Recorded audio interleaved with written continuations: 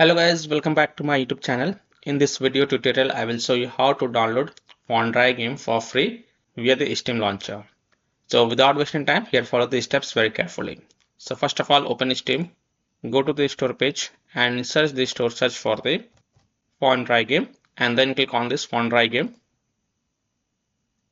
Scroll down and here you will see play FOUNDRY, play for free until 11th May.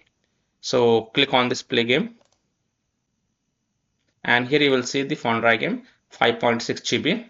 Click on install, then click on accept, then go to the library, and here you can see that FOUNDRY game is getting downloaded on my PC.